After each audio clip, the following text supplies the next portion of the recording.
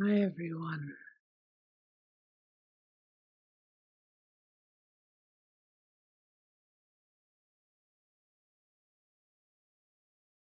Thanks for being here. It's nice to see you.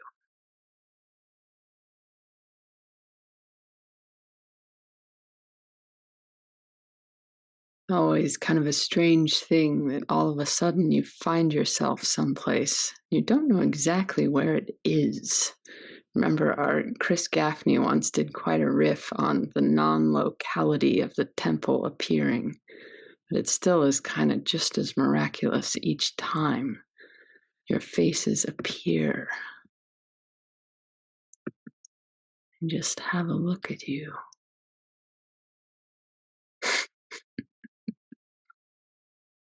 I was telling It's a nice thing to look at a face. I was telling someone recently that, kids are really paranoid about being stared at usually. Adults are pretty paranoid about being stared at too, but when I was a little kid, um, I didn't get to see my grandmother very often. And so when she'd get to see me, she'd smile and just sort of stare at me. And I'd always say, "What?" And she'd say, "I'm just looking at you." And I'd say, "Well, take a picture." And it's so incredibly obnoxious. Now I have more appreciation for what it's like to get to look and appreciate a face. So,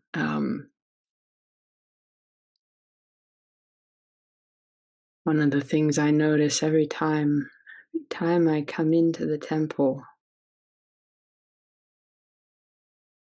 just changes me. I never know how, and I can never catch exactly when,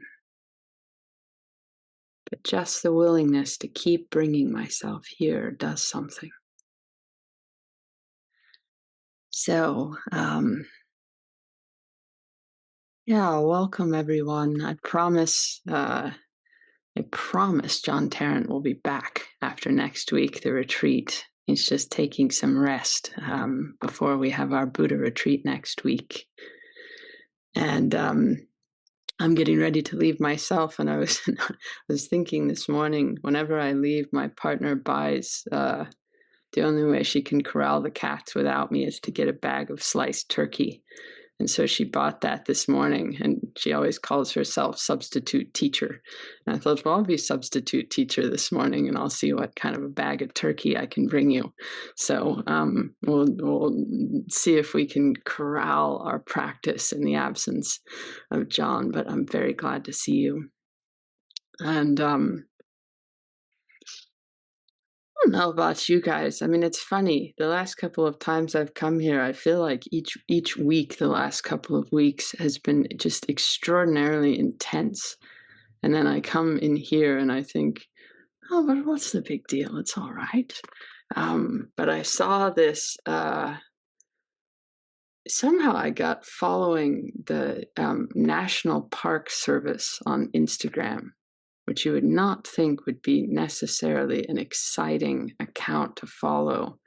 But it turns out that they have an extraordinary sense of humor.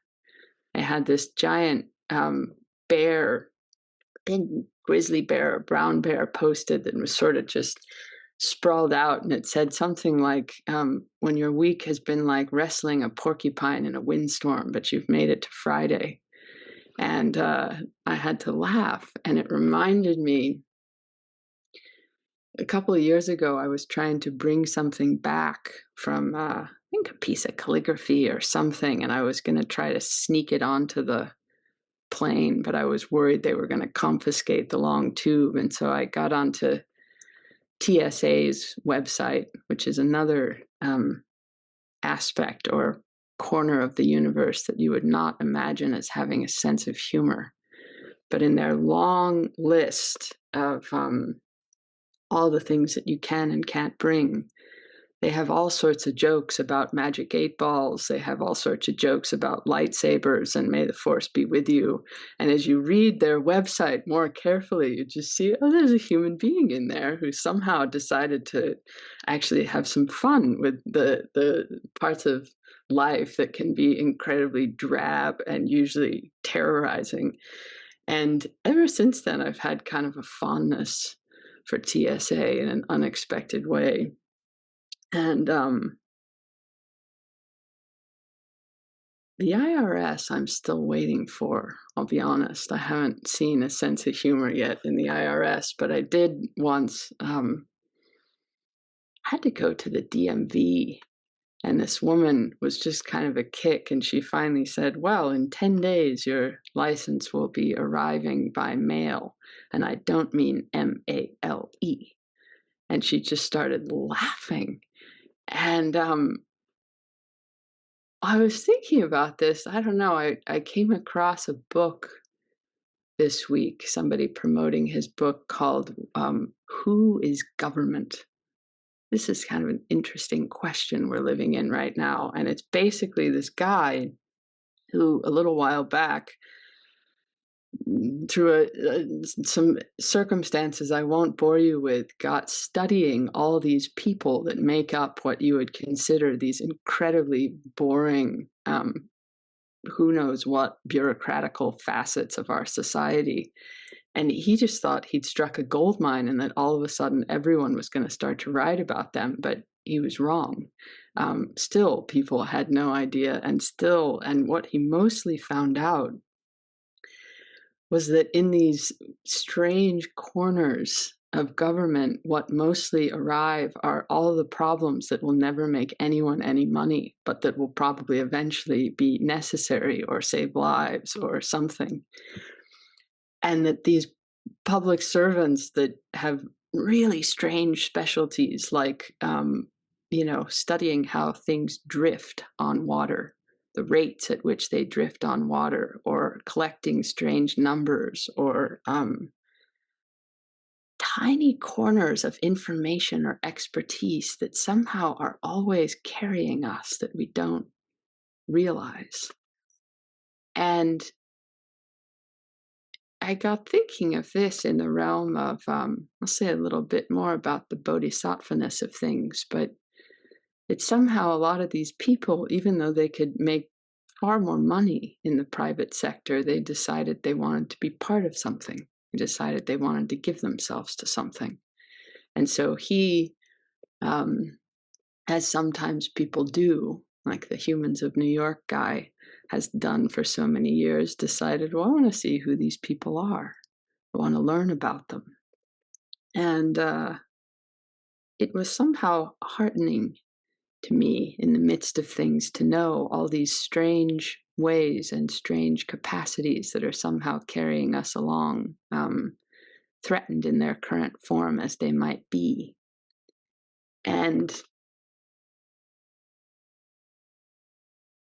I was also thinking of this, it's kind of related. There was because I notice, a lot of the images that are easy to grab for about the nature of the world right now are not terribly inspiring. But I was remembering a book. One of my favorite books when I was a kid was called One Monster After Another. I don't know if you've ever heard of this before, but the gist of it is that a little girl, Sally Jane, sends a letter to her friend Lucy Ann. And before the letter can be picked up by the postman, it gets snatched by a stamp collecting Trollusk. But then the stamp collecting Trollusk gets snatched by a letter eating Bombinat. And then the Bombinat gets snatched by a Bombinat munching Grumbly. And this goes on until finally, it gets to a boat and there's a furious floating iceberg. And there's a captain that finds the letter, but then a wild and windy typhoonigator starts to suck up the whole sea and universe. And finally, the letter gets put into a bottle with the captain's letter, and it gets sucked up with everything else by the typhoonigator. But finally, the typhoonigator just can't hold the entire ocean in its body, and so it has to let everything go. And the bottle falls on the head of a paper-munching Yalipappus. And the Yalipappus is so happy that it hasn't had a really good piece of paper for a long time, and so it can't believe its luck. And it opens up and it eats the captain's letter, but somehow before it gets to Lucy's letter, the stamp collecting Trollis comes on back by and snatches it. And this goes on until finally a bombinat collecting Grithix, who has no use for the letter, snatches the bombinat and thinks, well, it would be a nice enough thing, I suppose, to send this letter on its way. And so it just puts the letter in the post office while all these poor monsters, are horrified. And the monsters try to haul off with the mailbox, but the official mailman comes, and they know they have no power against the official mailman and the official mailbox. And so the letter goes along its way, finally makes it to Sally. And the funny thing is that she opens the letter and it says to her friend, nothing exciting ever happens around here. Please come visit. And so off it goes. And I was thinking about this for a few reasons. One, because levity is absolutely part of our journey. But two, how so often, life's just like that. Things are moving along, and one thing, the very thing that started the whole trouble in motion then is the very thing that gets the letter back. And things that you never imagined would come to your aid and that you'll never even know have come to your aid are somehow in the mix. But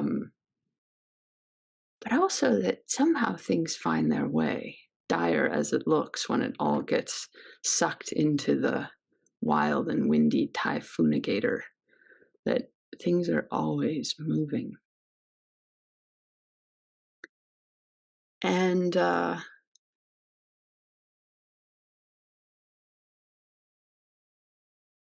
other thing I really got thinking about that moves it, I guess, a little more officially into our territory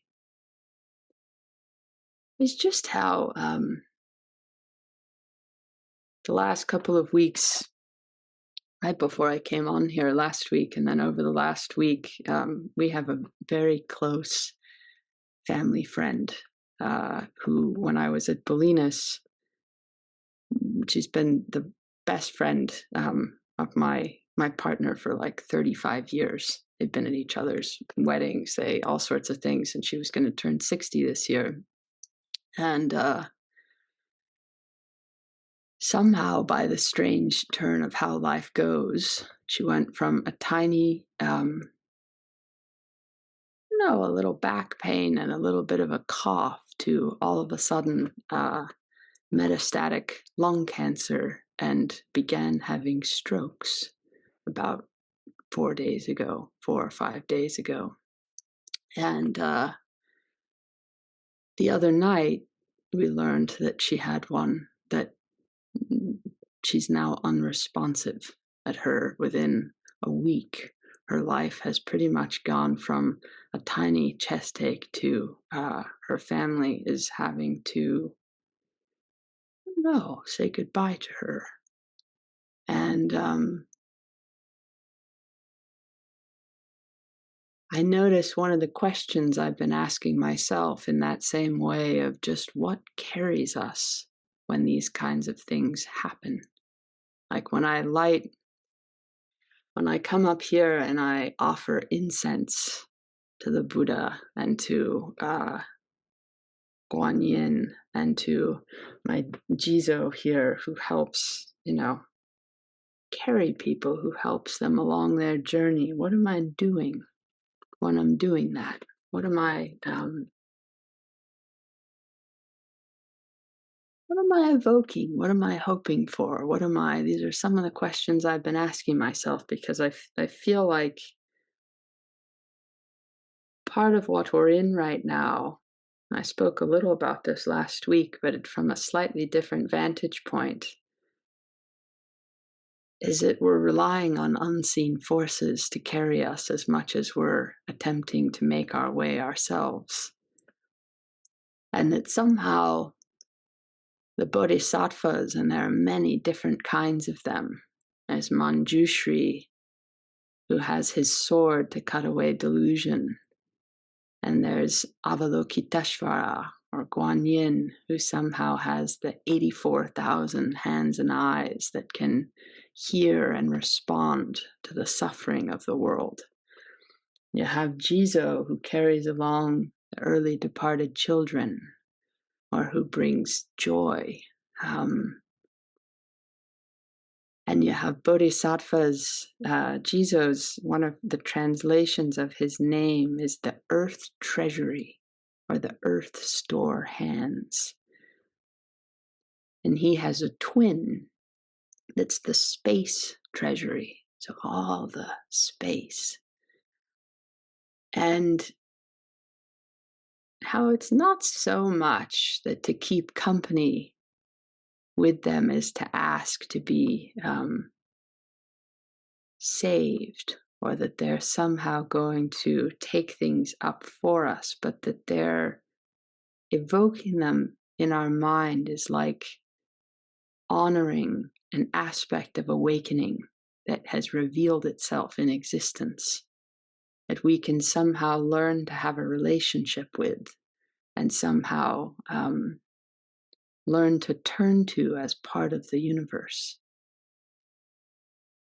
And if you've ever, you probably have your own personal altar and what it might feel like to offer that incense or to enter into that field.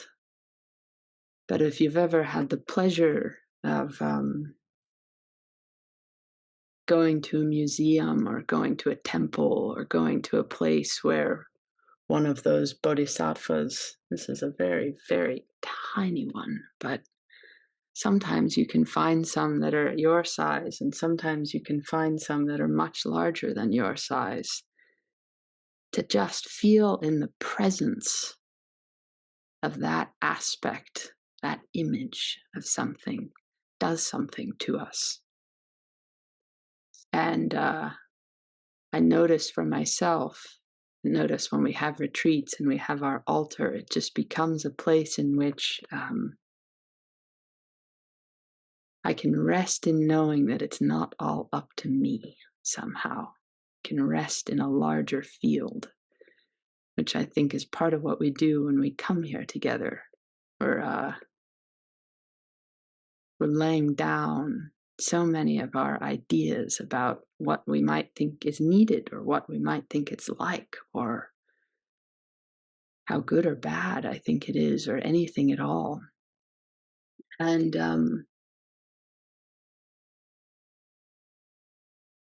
I appreciate that about the bodhisattvas.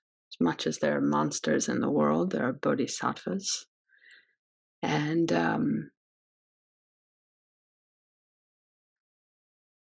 I've also been thinking about,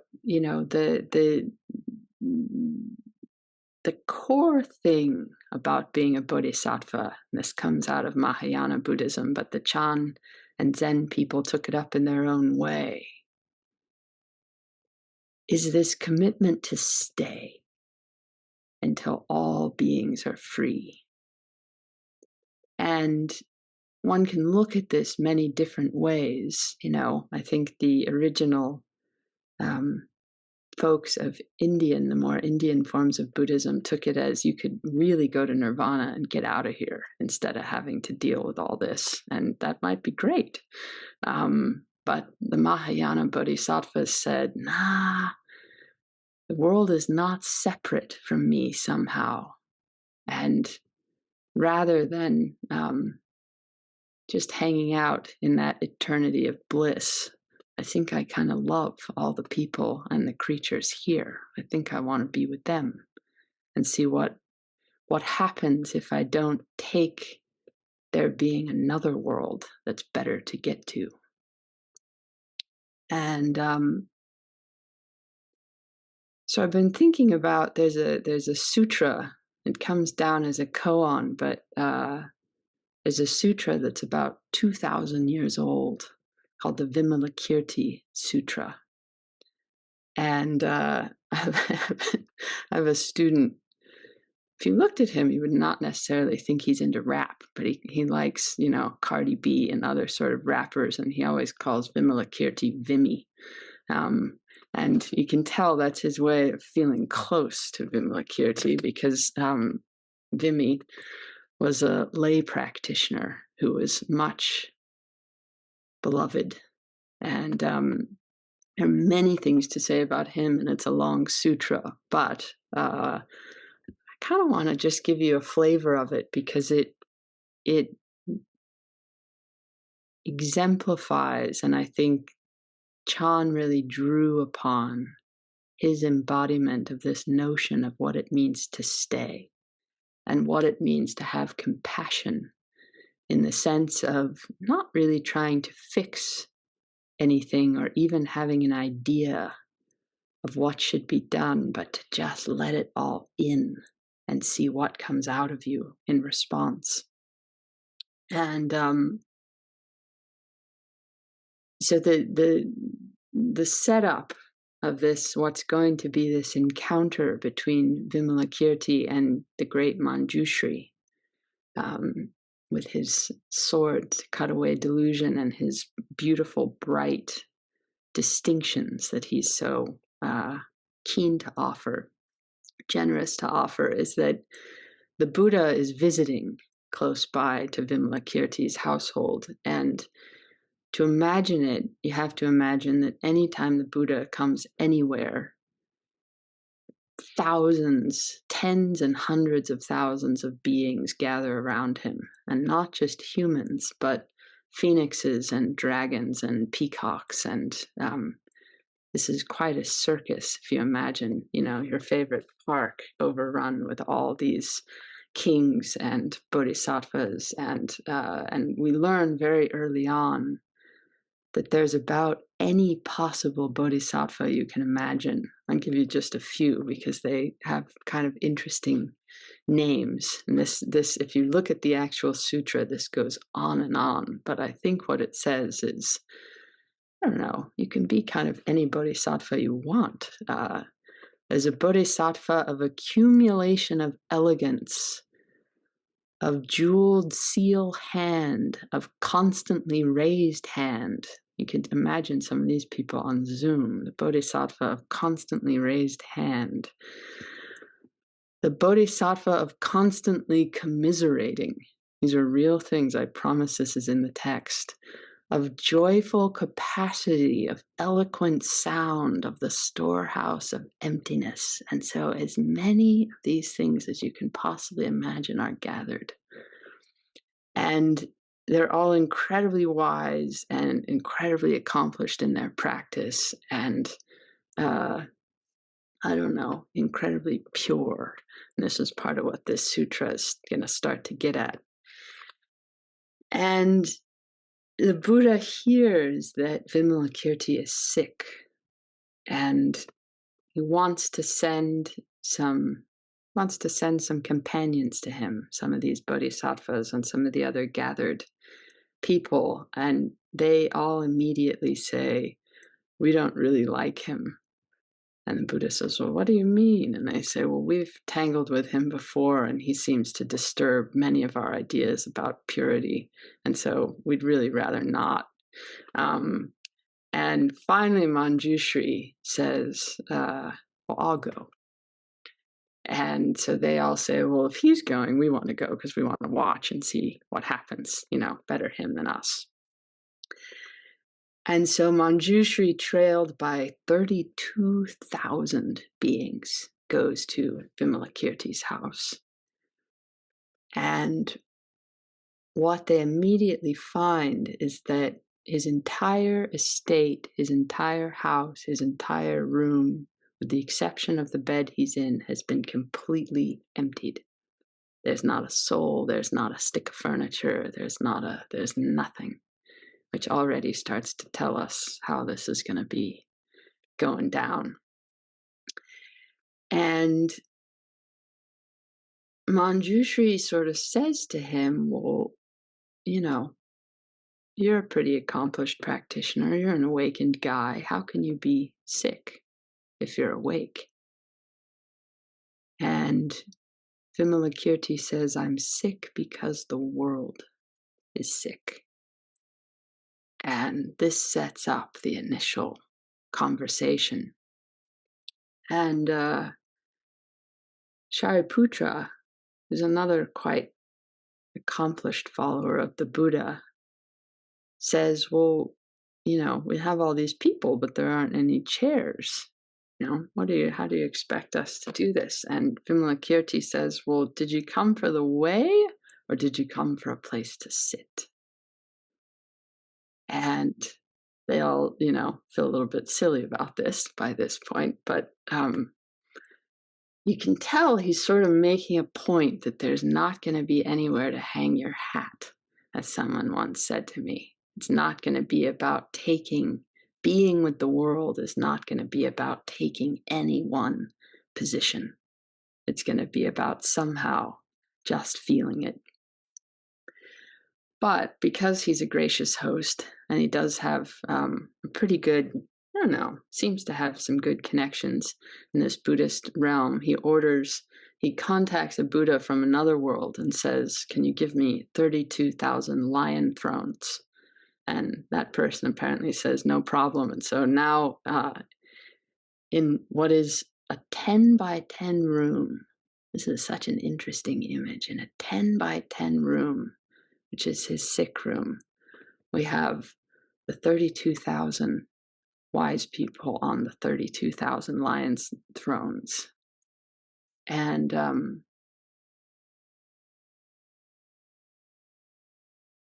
as Zen has gone along, the Dokusan room is that 10 by 10 room. And I think the implication here that somehow in Vimalakirti's heart is that with this attitude, with somehow this being with things, you can actually make room for anything.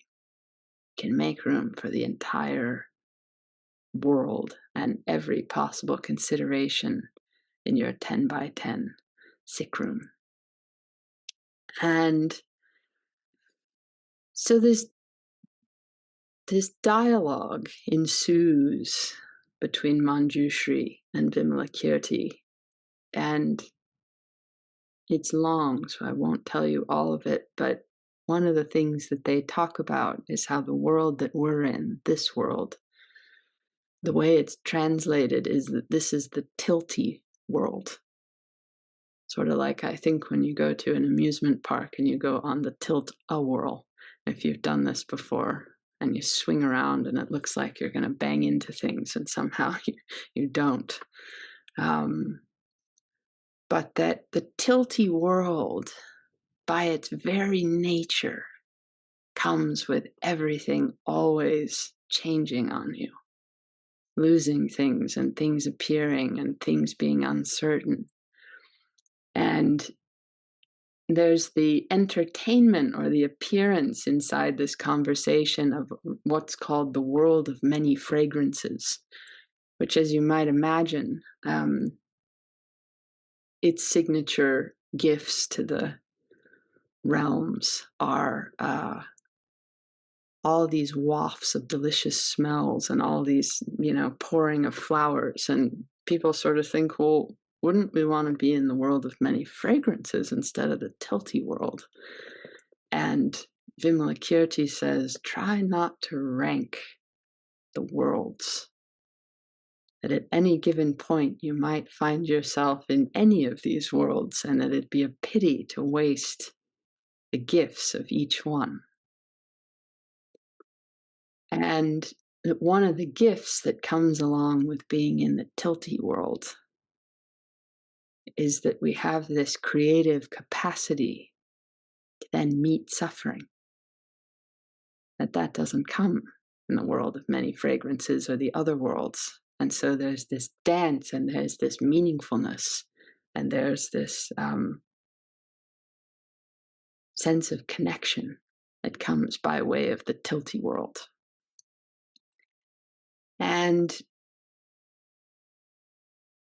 so much of this exchange is at some point, Manjushri sort of says, well, could the treatment be making you worse?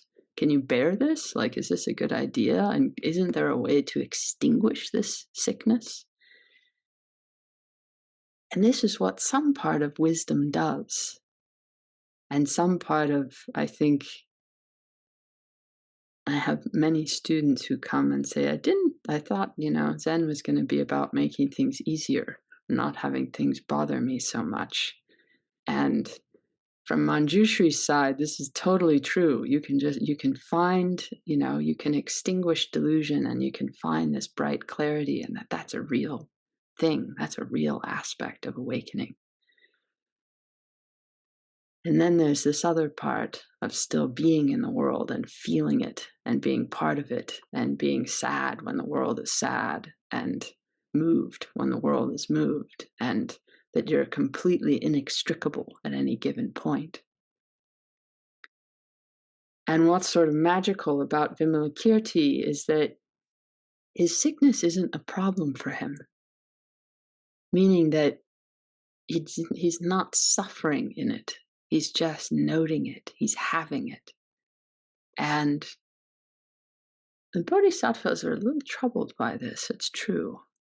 They think, there's got to be some way, like we've done all of our things that should exempt us from this. And he kind of says, no.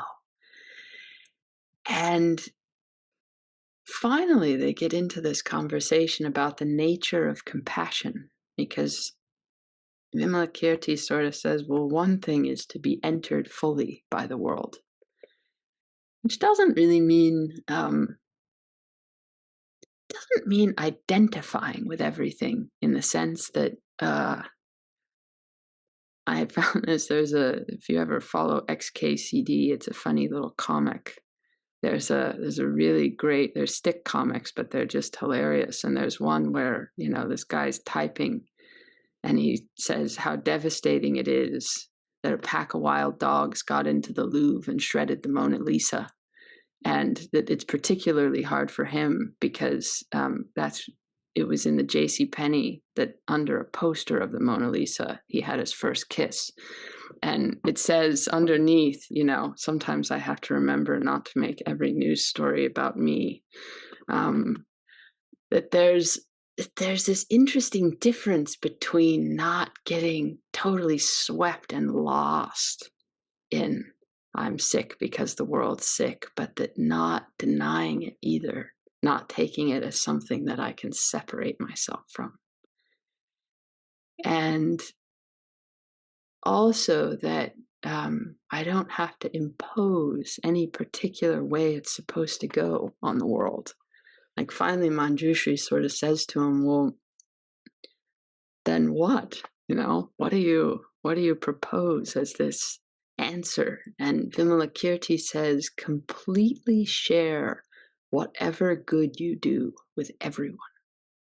Completely share whatever good you do with everyone.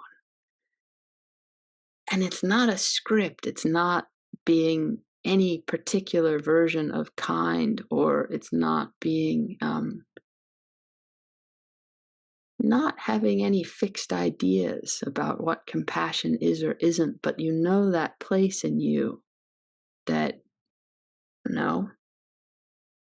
music comes from, or laughter comes from, or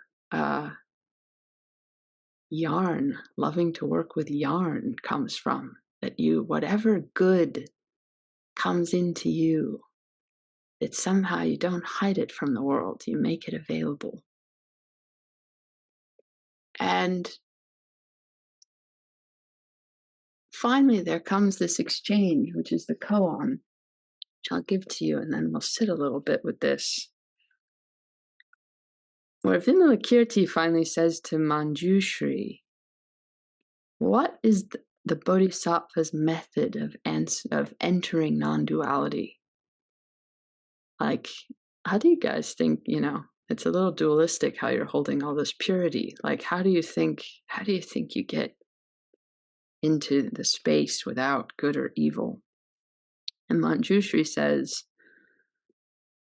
according to my mind, in all things, no speech, no explanation, no direction, and no representation, leaving behind all questions and answers. This is the method for entering non-duality.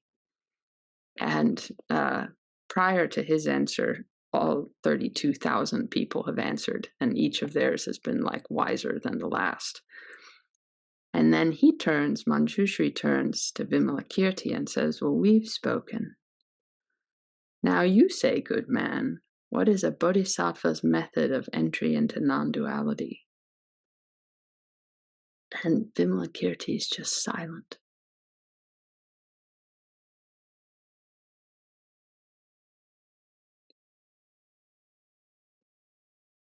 And somebody wrote about it as a thunderous silence.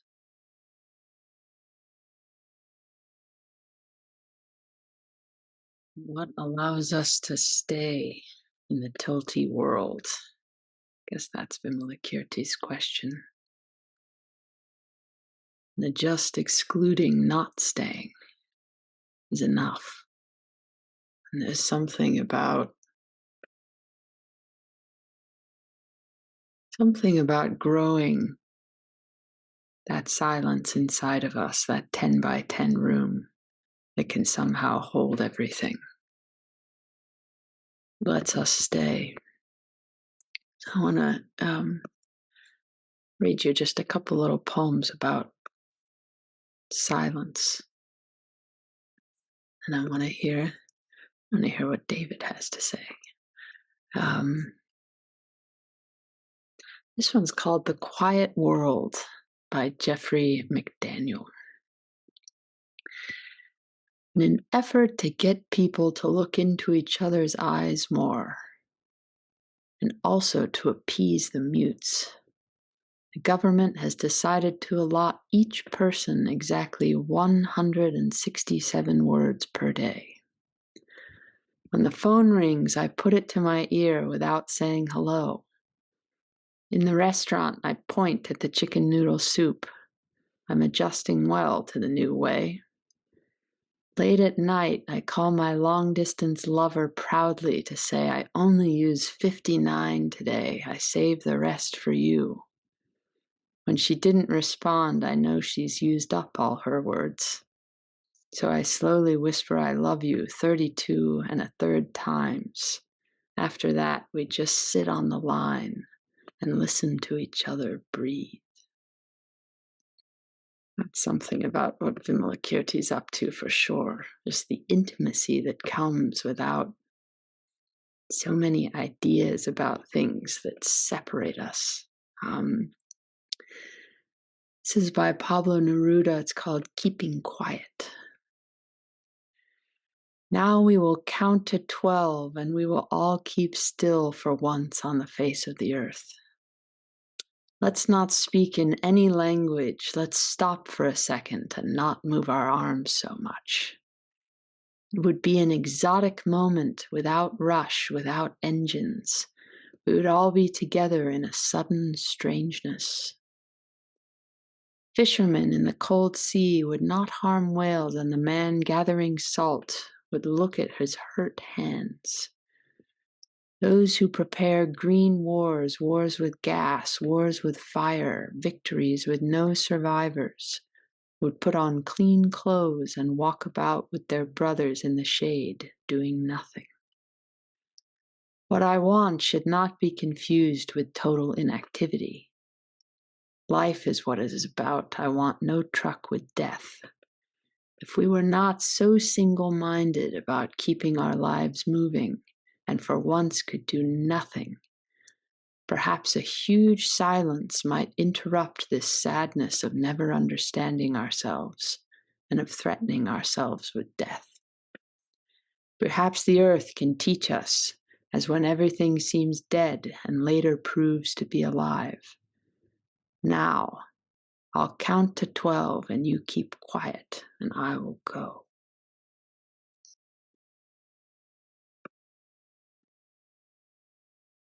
learning the quiet. David Weinstein, you know something about quiet. You have anything you want to say about it?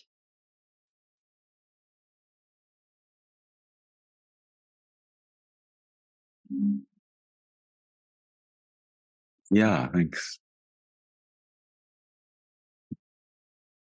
When you spoke about asking yourself, what am I doing when I offer the incense? It is something that, yeah, I also do. What am I doing? When I first offered incense, um, I understood that what I was doing was controlling the contingencies of reinforcement in the environment that I was practicing in, and that incense was one of those contingencies of reinforcement.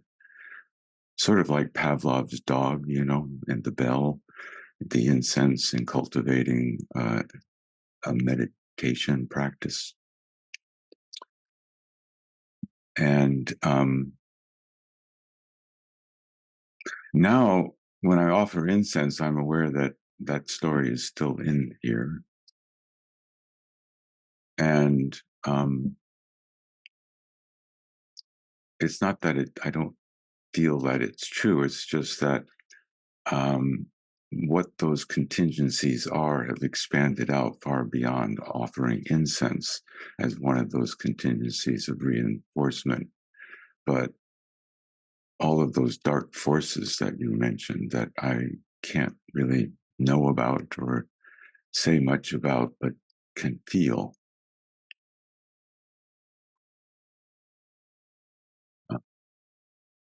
And that what I'm doing when I offer the incense really is honoring, asking myself the question, what am I doing?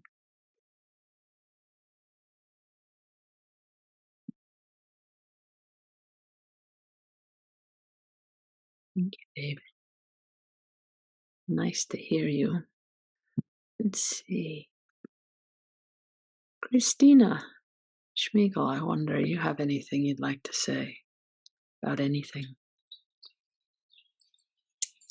Thank you, Tess. That's been remarkable. Oh, if you can hear me, I don't have a microphone on anything. Yeah, we can hear you fine.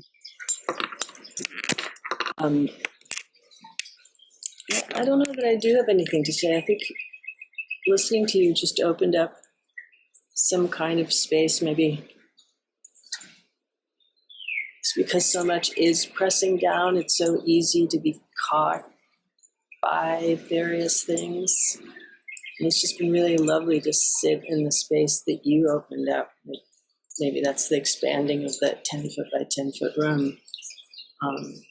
To feel like both those things are true, like there's all that space at the same time that all these things are pressing. Somehow what you were talking about kind of hollowed out a kind of space that has been really lovely to sit in. So thank you. Thanks. Your 10 by 10 room has some wonderful birds flying around in it would seem. Hard to talk about silence, Sometimes you just have to let the birds tell you. Thank you for sharing this tilty world today, friends. I sort of feel like what David said with my practice overall, why am I doing this? That's usually to be here, to be here with you, to see what happens.